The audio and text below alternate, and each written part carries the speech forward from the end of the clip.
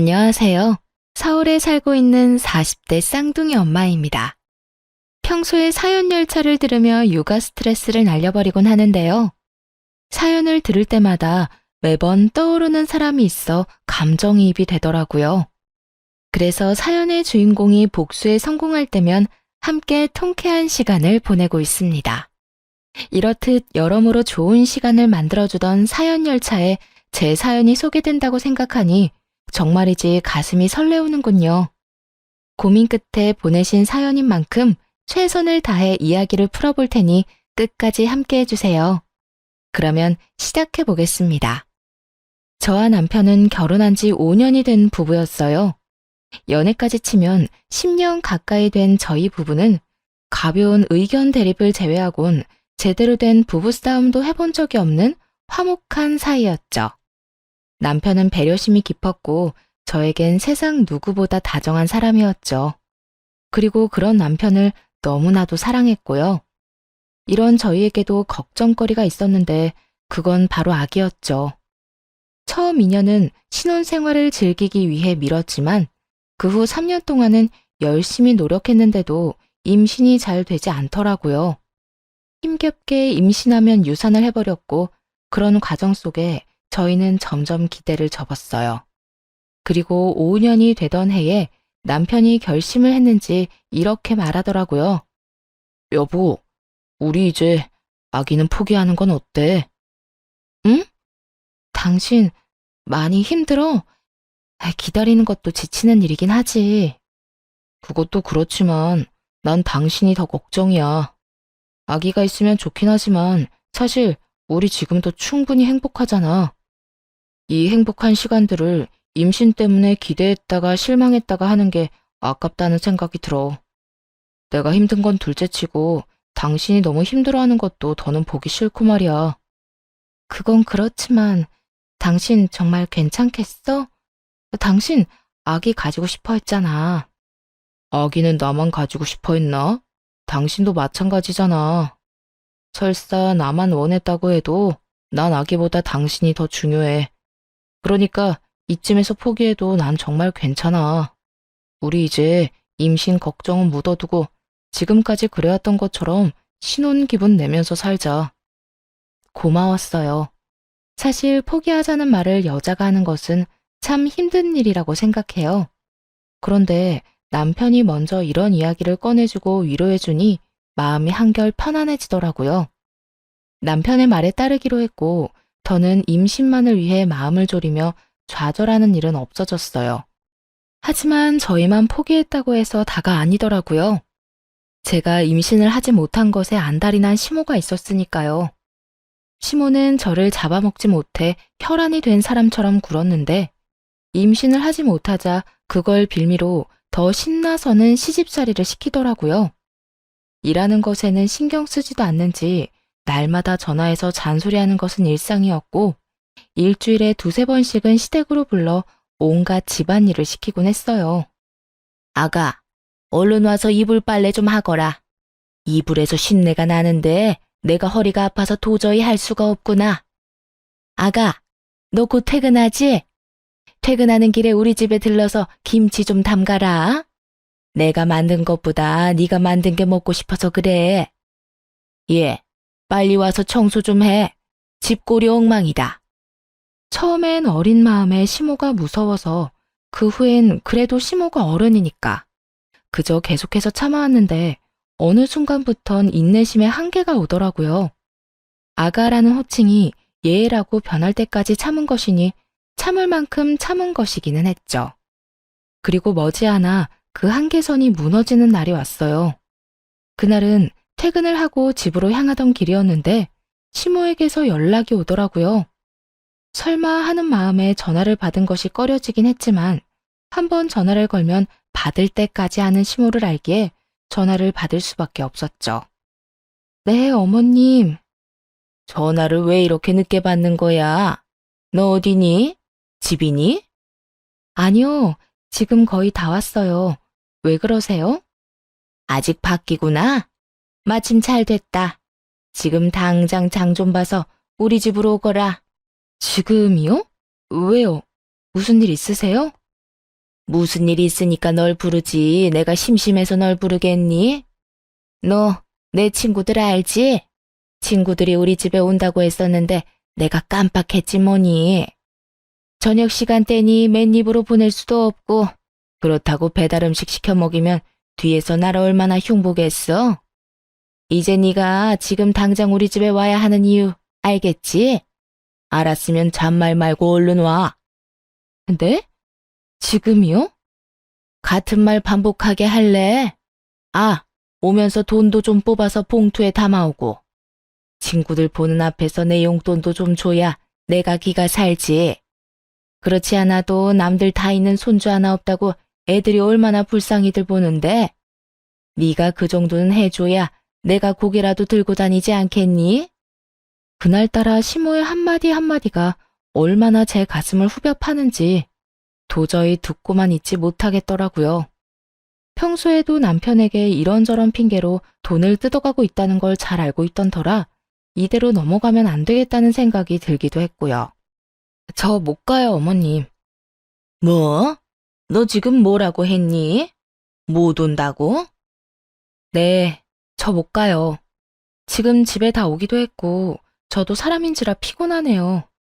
그리고 앞으로 이런 식으로 막무가내로 부르면 못 갈 예정이니 어머님도 그런 줄 아셨으면 하네요. 평소 시모에게 불만을 털어놓은 적이 있긴 했지만 이런 식으로 단호하게 말을 한 적은 처음이었어요. 전혀 예상치 못했던 반응이었는지 시모도 당황한 듯 말까지 더듬거리더군요. 그러면서도 어떻게 해서든 저의 길을 죽이려고 애쓰더라고요. 너 지금 네가 뭐라고 하는 줄이나 알고 짓거리고 있니? 애도 못 낳아서 집안 대를 끊어먹은 것이 뭘 잘했다고 시험이 말에 온다 간다 말대꾸야. 넌 그냥 내가 오라고 하면 오고 가라고 하면 가면 되는 거야. 어머님, 저 어머님 며느리지 어머님 종 아니에요. 그리고 애 하나 못 낳는다니요? 엄연히 따지면 그게 제 잘못도 아닌데 어머님은 왜 늘 그런 식으로 말하세요? 병원에서도 저희 둘 다 몸에 아무 이상 없다고 했고 저희도 이때까지 많이 노력한 거 누구보다 더 잘 아시잖아요. 그러니까 다신 그런 식으로 말씀하지도 말고 이런 식으로 저 부르지도 마세요. 그래? 그래서 네가 지금 아니 앞으로도 우리 집엔 안 오겠다 이 말이야? 네. 남편이랑 같이 가서 어머님 뵙는 목적으론 가겠지만 이런 식으로 어머님 댁 집안일이나 손님상 차리려고 가는 일은 없을 거예요. 그래? 그러면 그렇게 해. 대신 사람 불러서 집안일 시킬 테니 그 돈은 네가 주거라. 그걸 왜 제가 드려야 하나요? 그렇지 않니? 네가 와서 하면 되는데 하기 싫다고 하니 어쩌겠어? 나는 집안일에 소질이 없고 그렇다고 더러운 곳에서 살 수는 없으니 사람이라도 불러야지. 그런데 나한테 돈이 어디 있니? 이 나이에 내가 돈을 버는 것도 아니고 이 모든 일이 너 때문에 일어난 일이니 그 값은 당연히 네가 치러야 하지 않겠어? 이게 도대체 무슨 말인지, 뭐가 당연하다는 것인지 알 수가 없더라고요. 무슨 조선시대도 아니고 이런 사고방식의 시모가 이해가 되지도 않았고요. 아니요, 전혀 당연하지 않아요. 어머님 집안일을 제가 해야 한다는 법도 없고요. 설령 그렇다고 하더라도 그 돈을 제가 줘야 하는 의무도 없어요. 전 그렇게 직접 못하시겠으면 어머님 돈으로 하세요. 어머님 매달 아버님한테 꼬박꼬박 돈 받으시잖아요. 용돈 제외하고도 여러 명목으로 받고 있는 거 다 알고 있거든요. 지금 받아가시는 돈으로도 충분히 차고 넘칠 텐데 굳이 보태고 싶진 않네요.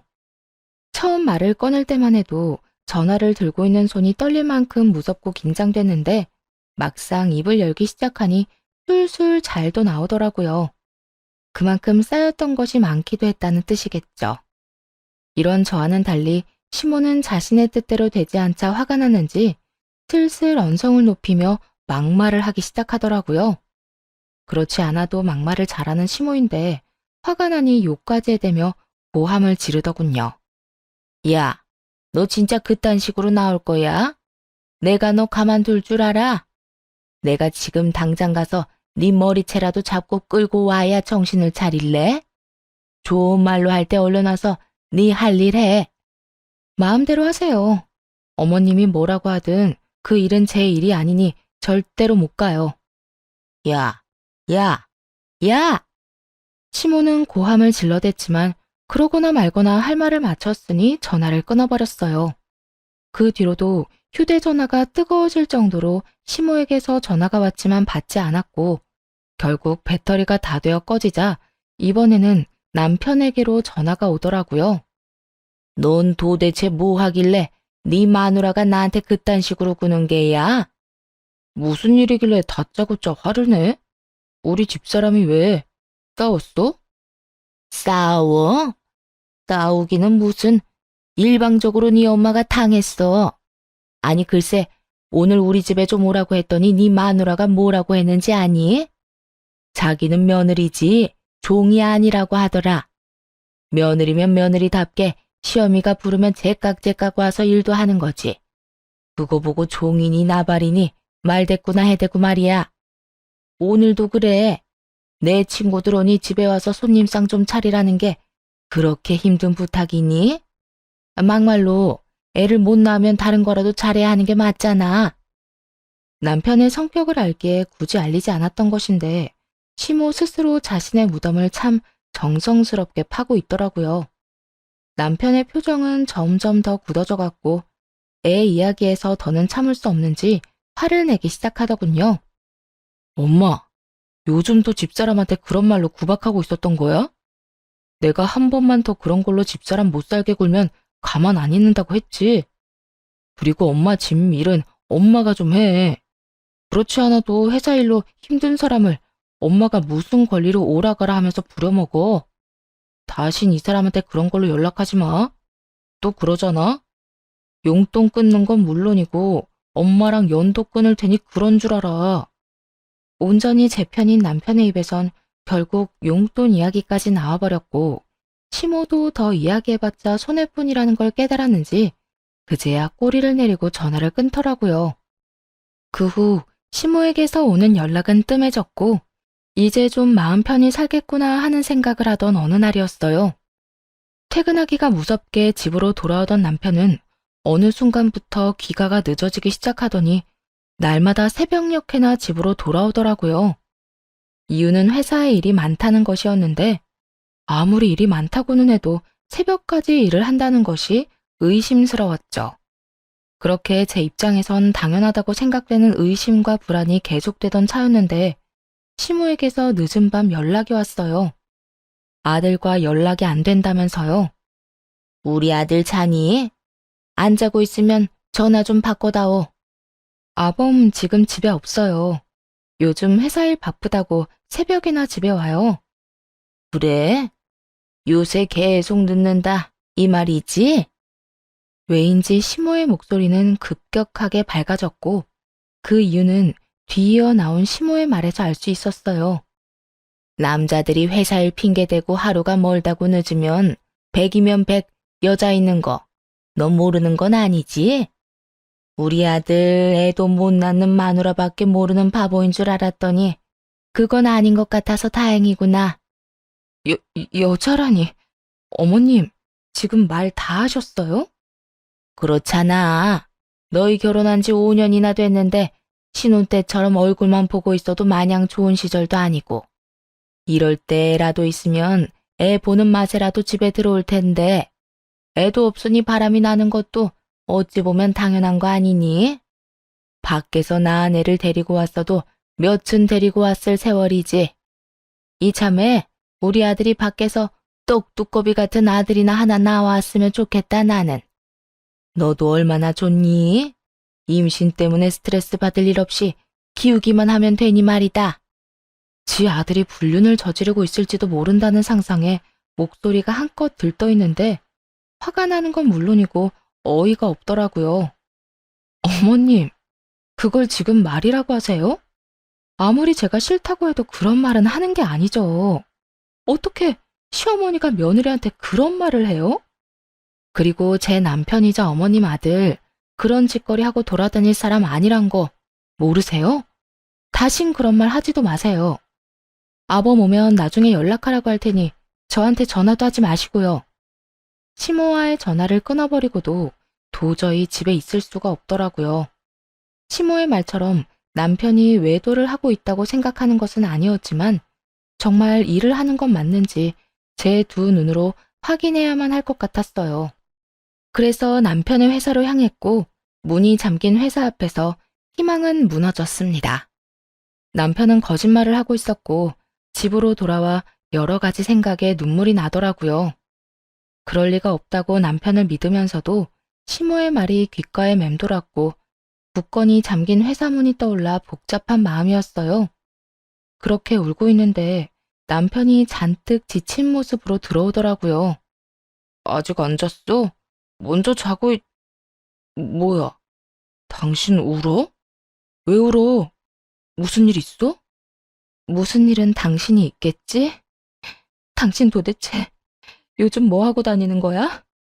어? 나 일이 바쁘다고 그랬잖아. 일? 아까 당신 회사 다녀왔거든? 불도 다 꺼지고 문도 다 잠겨 있던데 일은 무슨 일이야? 나한테 왜 거짓말하는 건데? 당신 진짜 어머님 말대로 다른 여자라도 생긴 거야? 뭐? 여자? 그래, 여자. 어머님이 그러더라. 내가 애 하나 못 낳아서 당신이 밖으로 눈 돌리는 거라고. 정말 당신 다른 여자라도 생긴 거야? 그런 거야? 쉼없이 몰아세우자 남편은 깊은 한숨을 내쉬더라고요. 그 상황이 너무나도 곤란하다는 듯 말이에요. 그런 남편의 반응에 마음의 준비를 하며 대답을 기다렸고 한참을 고민하던 남편의 입에서 나온 말은 전혀 예상치도 못한 내용이었어요. 그게 일은 한 게 맞는데 회사 일이 아니라 술집 아르바이트를 하고 있었어. 아르바이트? 당신이 왜 아르바이트를 해? 혹시 회사 잘렸어? 아니, 나 사실은 요즘 투잡하고 있어. 그게 당신 출퇴근할 때마다 버스 지하철 갈아타느라 많이 힘들어하잖아. 그래서 차 사주려고 돈 모으고 있었는데 하루라도 더 빨리 사주고 싶어서 퇴근하고 할 수 있는 아르바이트를 하고 있었어. 당신한테 사실대로 말하면 반대할 게 뻔해서 거짓말했던 거야. 미안해, 당신 속여서. 남편은 평소 버스와 지하철을 환승하며 힘들게 출퇴근을 하는 저를 위해 차를 사주고 싶다며 회사 일을 마치고 술집 아르바이트를 하고 있었다고 하더군요. 남편의 말을 듣고 나서야 눈에 보였어요. 충혈된 눈과 상의에 튄 국물 자국들, 그리고 피곤함에 찌든 얼굴이 말이에요. 끝까지 믿어주지 못했다는 미안함과 이토록 나를 사랑해주는 사람이 있다는 것에 대한 고마움, 여러 가지 감정이 복받쳐 계속 눈물이 나더라고요. 그런 저를 안고 남편은 어쩔 줄 몰라 하며 미안하다는 말만 반복했고요. 여보, 의심해서 미안해. 당신이 그럴 리가 없다고 생각하면서도 상황이 그러니까 당신이 바람 피우고 있을지도 모른다고 생각했어. 정말 미안해. 아니야. 내가 진작 당신한테 사실대로 말했으면 그런 생각할 일도 없었을 텐데 내가 미안해. 아니야. 내가 미안. 그런데 일은 앞으로 하지 마. 꼴이 이게 뭐야? 회사 일도 충분히 힘들 텐데 퇴근하고 제대로 쉬지도 못해서 엉망이잖아. 나 차 필요 없어. 지금도 전혀 힘들지도 않고 말이야. 그렇지 않아도 생각했던 돈 거의 다 모아서 이번 주까지만 한다고 했어. 꽤 오래 모았거든. 그런데 여보, 아까 그 말은 무슨 말이야? 엄마가 당신한테 했다는 말 말이야. 남편은 그 와중에도 그 말이 마음에 걸렸는지 집요하게 물어오더라고요. 모자지라는 꼴처럼 되자 말하지 말까 하는 고민을 하기도 했지만 혼자 품고 지나가기엔 시모가 선을 넘은 건 확실했기에 모든 걸 말하기로 했어요. 시모와의 전화통화가 녹음된 것까지 들려줬죠. 두 눈을 꾹 감고 녹음 파일을 반복해 듣던 남편은 무언가 결심한 듯 감은 눈을 뜨고는 저를 데리고 시댁으로 향했어요. 새벽 3시가 다 되어가는 시간이었죠. 신부는 자고 있을 것이 뻔했고 남편은 걷잡을 수 없이 화가 많이 난 상태였고요. 무슨 일이 일어날 것이 분명한 상황이라 남편을 말려봤지만 소용없었죠. 결국 그렇게 시댁에 도착했고 당연히 자고 있을 거라 생각했던 시모는 어쩐 일인지 웃으며 저희를 반겨주더라고요. 직접 보고 들으면서도 도저히 믿어지지 않는 말을 하면서요. 왔니? 그렇지 않아도 올 것 같아서 기다리고 있었어. 많이 싸웠니? 그래서 이혼이라도 하겠다는 말 하려고 온 거야? 어머, 혹시 내가 말한 대로 다른 여자가 우리 아들 애라도 가졌다니? 들뜬 목소리로 말도 안 되는 말을 해대는 시모를 보며 저보다는 남편이 더 큰 분노를 느끼는 듯 했어요. 제 손을 꽉 잡은 손이 떨리고 있었거든요. 엄마, 그게 무슨 말이야? 어떻게 친엄마라는 사람이 그런 말을 웃으면서 그런 목소리를 할 수가 있어? 나 결혼한 유부남인 거 몰라? 뻔히 아는 사람이 다른 여자한테 내 애가 있냐는 말을 그렇게 아무렇지도 않게 할 수가 있느냐고. 그것도 이 사람이 여기 이렇게 있는데. 아니면 아닌 거지. 왜 화를 내고 그래? 내가 뭘 그렇게까지 잘못했다고? 엄마가 무슨 잘못을 했는지 모른다는 게 제일 큰 잘못인 거 몰라?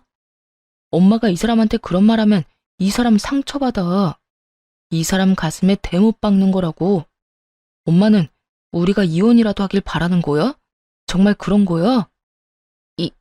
이혼까지는 아니더라도 밖에서 애는 낳아왔으면 했지.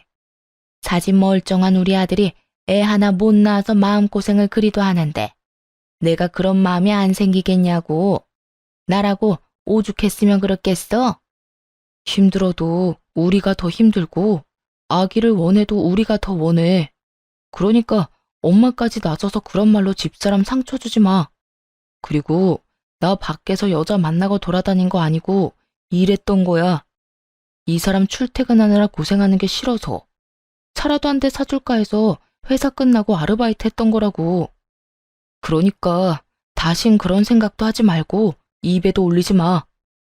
남편의 잔소리가 이어지자 귓등으로 듣지 않던 시모는 돈 이야기가 나오기 시작하자 눈을 반짝이며 남편을 바라보기 시작했어요.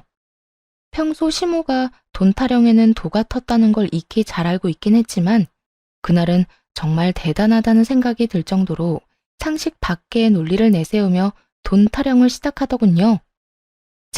잠시만. 그러니까 바람을 피우고 돌아다닌 게 아니라 네 집사람 차 사주려고 다른 일을 하고 있었다. 이 말이야? 그래. 3천만 원 정도 모아서 이제 그만두려고 했었는데 엄마가 괜한 소리 하는 바람에 다 망쳤다고. 하여튼 앞으로는 나하고 이 사람 사이 이간질하는 짓 좀 하지 마. 이게 뭐야? 이 새벽에. 너 진짜 미쳤니? 그 많은 돈을 왜 전현한테 쓰는 거야? 저게 시집 와서 한 게 뭐가 있다고. 아들, 그 돈 놔줘. 엄마 달라고. 엄마도 돈 필요하단 말이야. 엄마, 진짜 왜 그래? 애 못 낳는 게 이 사람 잘못도 아니고 왜 그런 식으로 말하냐고. 그리고 이 사람 위해서 마련한 돈을 왜 엄마한테 줘? 줘야 할 이유가 없잖아. 이유? 이유야 만들자면 차고도 넘치지. 저 모자란 것이 손주 하나 못 낳아서 그간 내가 마음고생했던 위자료. 그 위자료로 3천만 원 정도 줄 수 있잖아. 아들, 나 네 엄마야 친엄마. 10살 때부터 너 혼자 키우면서 고생이란 고생은 다 했는데 그런 엄마는 안 챙기고 저딴 부족한 년만 챙기는 게 말이 되니? 그러니까 그 3천만 원은 날 줘야 한다고. 손주를 못 안겨줬다는 이유로 위자료를 요구하는 시모 어떻게 생각하시나요? 이 말을 듣는데 머리가 멍해지면서 헛웃음도 나지 않더라고요. 뭐 이런 사람이 다 있나 싶어서요. 남편 역시 입을 벌리고 그저 신부를 바라만 보더군요. 지금 무슨 말을 들은 건가 싶은 표정으로 말이죠. 저희 둘 다 아무 말도 하지 않고 있자 시모는 본인의 말이 통했다고 생각했는지 미소를 머금은 얼굴로 이렇게 말했어요. 왜? 내 말을 들어보니 일리가 있는 것 같아? 아들, 너 그 돈 나 안 주고 네 마누라 주면 후회한다. 말이야 바른 말이라고 쟤랑 너랑 피 한 방울 안 섞인 남남인데 언제 어떻게 이혼할 줄 알고 그런 돈을 주니?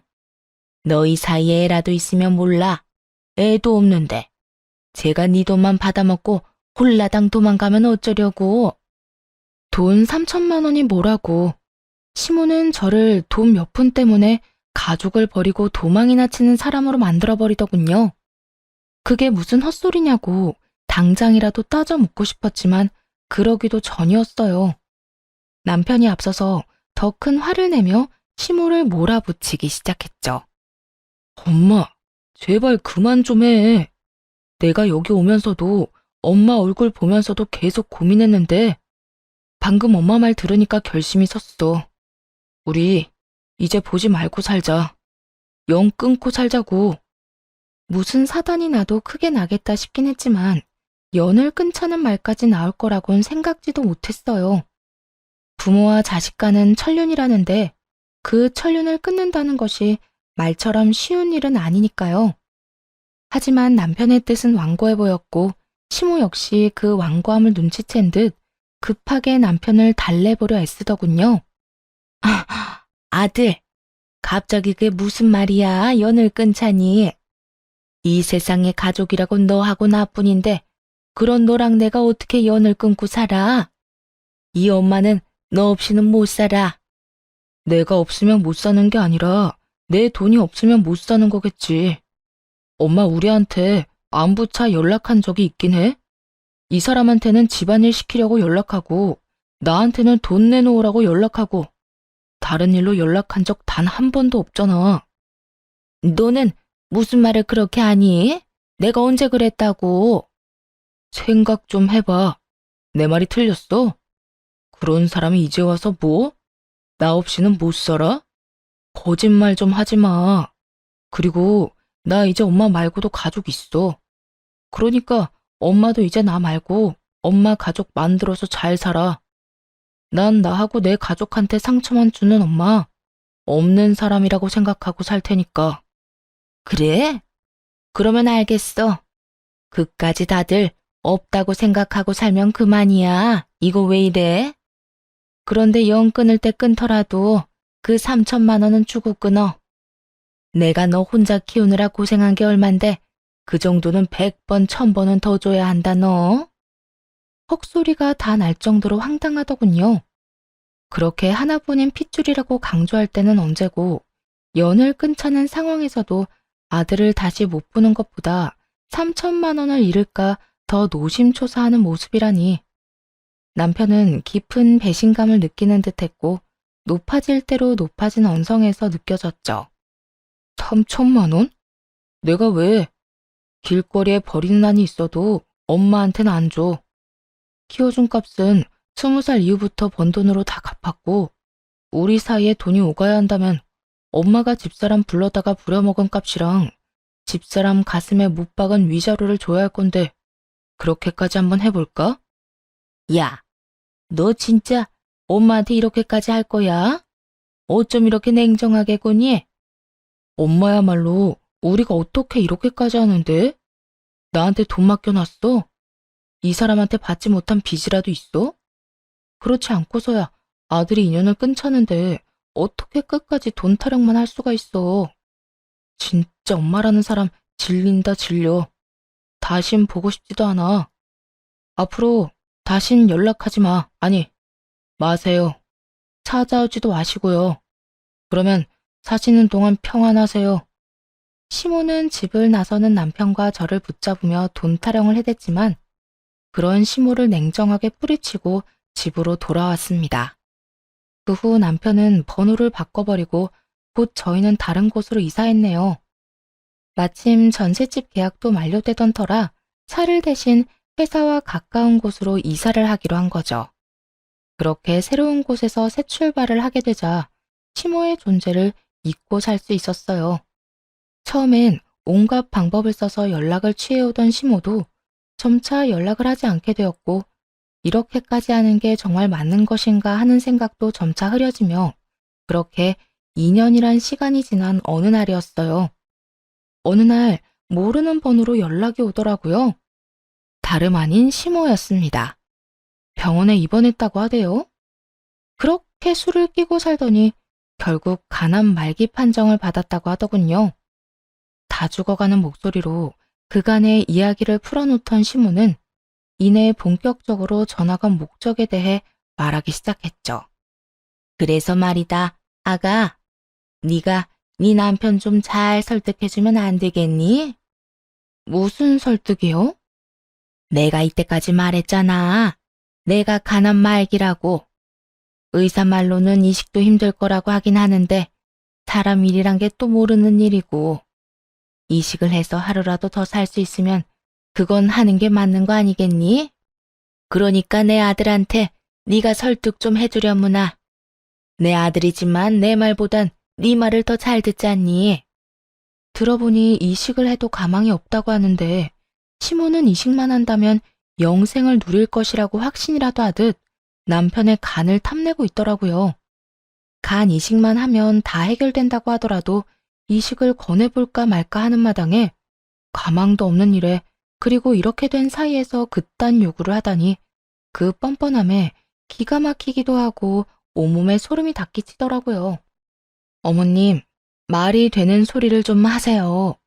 이식해서 완치된다고 해도 고민 정도는 해볼까 말까인데 의사도 힘들다고 한 마당에 제 남편이 왜 간을 이식해드려야 해요? 네가 뭔데 된다 안 된다를 판단해. 넌 그냥 내 아들한테 내 상태가 어떤지 전하기만 하면 된다. 내 아들은 내 사정 들으면 분명 발벗고 나서줄 테니까. 지독한 년, 네 심보가 이따위니까 애도 없는 거야. 변한 것이 하나 없는 시모는 또 그런 식으로 상처만 주더니 전화를 끊어버렸고 고민에 빠졌죠. 이 상황을 남편에게 알려야 하나 말아야 하냐는 고민이요. 깊게 고민해 본 결과 이건 제가 결정 내리고 말고 할 문제가 아니란 생각이 들더라고요. 가망 없는 일이라고는 하더라도 남편이 이식을 시도하고 싶다면 제가 말릴 일은 아니란 생각이 들었으니까요. 그래서 퇴근을 하고 돌아온 남편에게 시모의 이야기를 전했고 남편은 제 휴대전화에 기록이 남아있던 번호로 시모에게 전화를 걸었죠. 아들, 이야기 들었지? 엄마 많이 아파. 얼른 와서 수술 날짜 좀 잡자, 응? 누구신데 이런 이야기를 하는지는 모르겠지만 저는 엄마가 없는 사람입니다. 그러니까 다시는 이런 연락하지 마세요. 너 정말 이딴 식으로 나올 거니? 다른 것도 아니고 엄마가 아프다는데 그깟 간 좀 떼준다고 네가 죽는 것도 아닌데 이렇게 쪼잔하게 굴 거냐고. 마음대로 생각하시고 다신 이런 용건으로 연락하는 일 없었으면 합니다. 저는 절대로 저의 어떤 것도 내어드릴 생각이 없으니까요. 하나밖에 없는 아들이 날 안 살려주면 누가 날 살려준단 말이야. 그러지 말고 제발 다시 한번 생각해 보려무나. 이제 와서 하나밖에 없는 아들 타령을 하시네요. 2년 전 영 끊자고 말씀드렸을 땐 아들은 안중에도 없고 돈만 챙기려 드시더니 어쨌든 전 그때 그 자리에서 엄마는 없는 사람이라 생각하며 살기로 했습니다. 남편은 전화를 끊어버렸고 시모는 작전을 바꾸어 저를 설득하기 시작했어요. 아무리 생각해도 남편은 가망이 없을 듯하니 저를 어떻게 해서든 구슬려 보기로 마음을 먹은 것이겠죠. 아가, 나 정말 이러다 죽을 수도 있어. 그러니까 우리 아들 말고 너라도 이식 좀 해주면 안 되겠니? 지난 일은 다 흘려보내고 우린 현재를 살아야 하잖니. 그러니 너도 마음 한번 넓게 써보거라. 응? 시모는 저를 설득하려는 그 순간에도 미안했다는 말 한마디 없더라고요. 그저 어떻게 해서든 동정심을 자극해서 목적을 이루고자 하는 욕망만 드러낼 뿐이었죠. 어떻게 해서든 이식이라도 받고 싶은 심정은 잘 알겠는데요. 그렇게 간절하면 적어도 저희한테 사과 한마디라도 해야 하는 거 아니에요? 사과? 내가 뭘 그렇게 잘못했다고? 너나 네 남편이나 이렇게까지 구는지 도무지 난 이해가 되지 않는구나. 아, 그러니까 어머님은 여전히 저희한테 조금의 잘못도 하지 않았다고 생각하는 거네요. 남들 다 가지는 손주 하나 못 안겨준 것도, 다짜고짜 연을 끊자고 한 것도 다 내가 아니라 너랑 네 남편이 저지른 거 아니니? 그런데 왜 내가 너희한테 사과를 해야 하니? 지금도 그래. 부모가 아프면 자식이 되어서 뭐든 해줘야 하는 게 마땅한 거 아니니? 그러니까 더 큰 죄 짓고 후회하지 말고 당장 와서 이식 날짜나 잡아.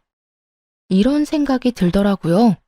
만약 시모가 저에게 조금만 다정스럽게 대해줬다면, 남편이 돈줄이 아니라 그저 사랑하는 아들로 대해줬다면 망설이지 않고 이식쯤이야 해드렸을 텐데 라고 말이에요. 아니, 이식해달라고 억지를 부리기에 저는 진심인 척이라도 해서 용서를 구하는 연기라도 했더라면 남편과 저는 이식을 권해드려야 하나 심각하게 고민했을 텐데 하는 생각 말이에요. 하지만 이건 저의 바람일 뿐이었죠. 현실은 어린아이처럼 떼쓰는 시모만 있을 뿐이었으니까요. 그래서 좀 더 냉정해지기로 했습니다. 만약 어머님이 지금이라도 사과 한마디만 했다면 고민이라도 해봤을 텐데요. 지금 어머님 하는 행동 보니 안타깝게도 저는 전혀 죄라고 생각하지도 않을 거고 후회할 것 같지도 않네요. 그러니까 더는 쓸데없는 일에 힘쏟지 마시고 다른 방법 찾아보세요. 야, 너 진짜 이딴 식으로 나올 거야? 에휴, 너희가 싫다니까 어쩔 수 없지 뭐. 내가 더는 이식 이야기는 꺼내지 않으마. 그 대신 그때 그 3천만 원 지금이라도 나 다오.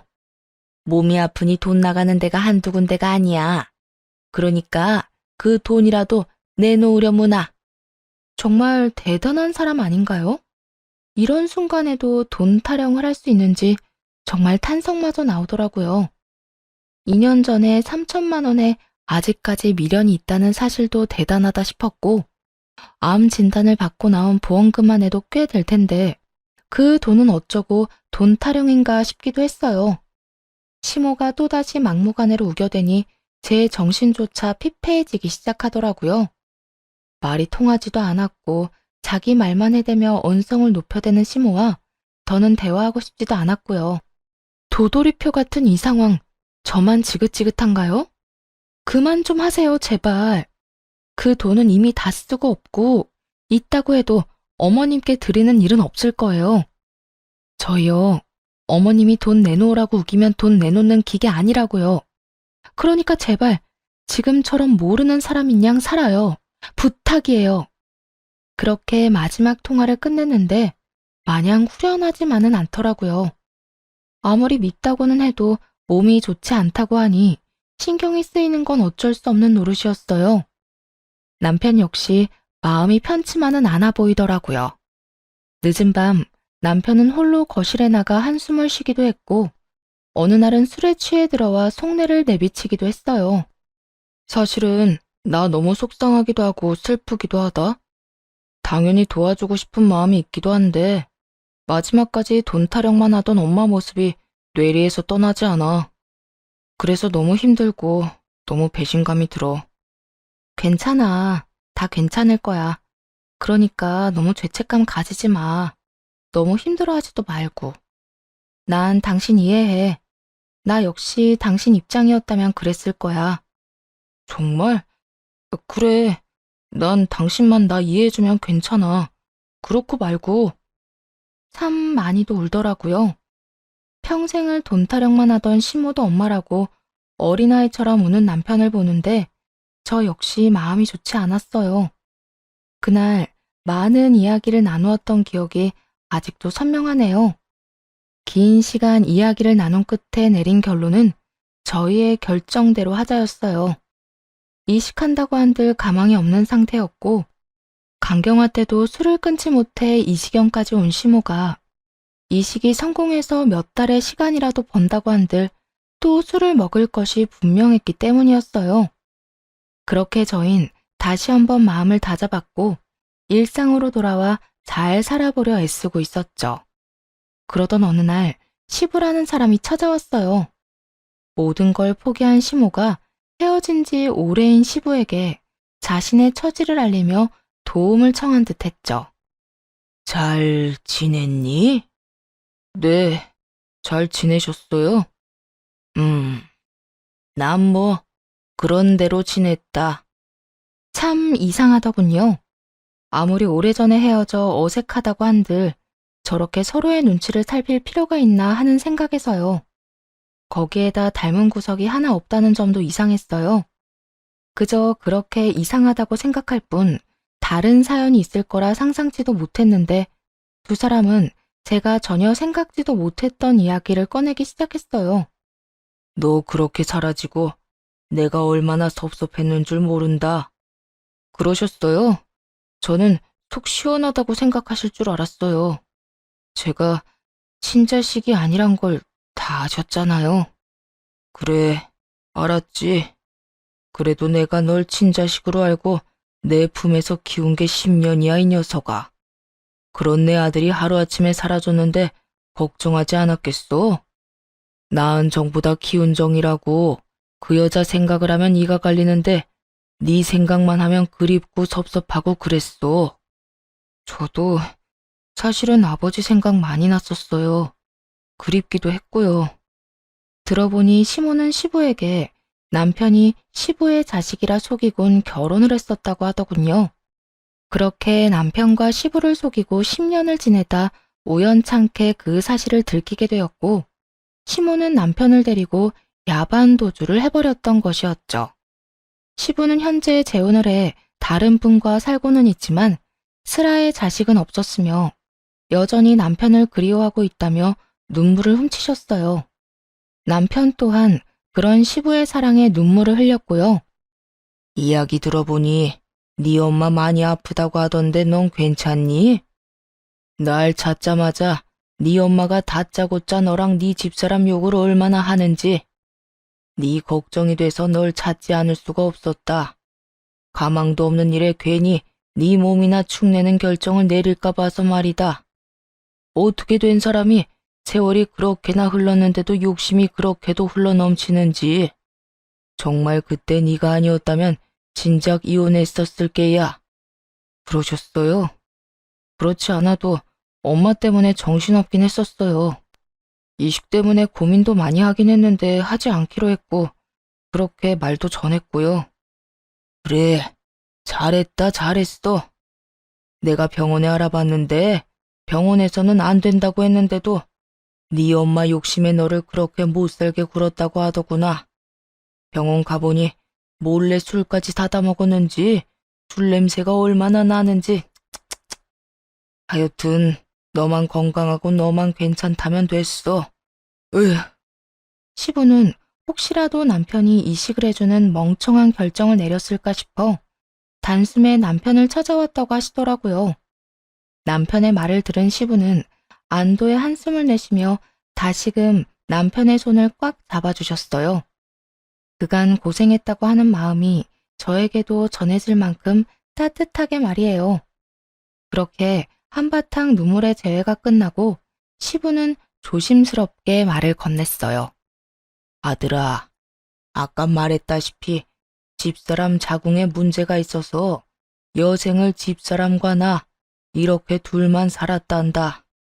그래서 우린 지금이라도 멋진 아들이 필요한데 너만 괜찮다면 다시 내 아들로 살아주지 않겠니? 아버지, 네, 그렇게 할게요. 감사해요.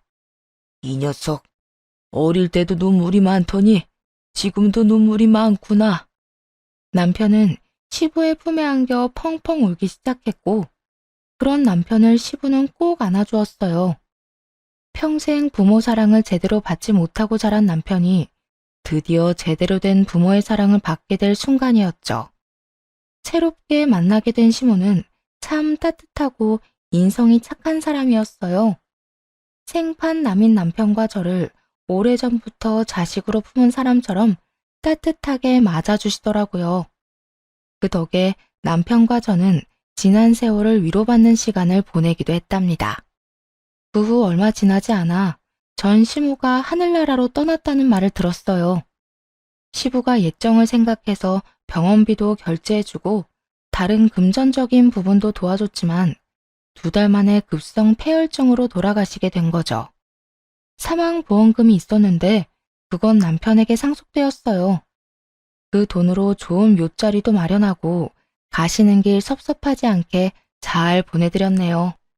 그렇게 죽은 시모가 기억 속에서 잊혀질 때쯤 시부가 큰 돈을 주시더라고요.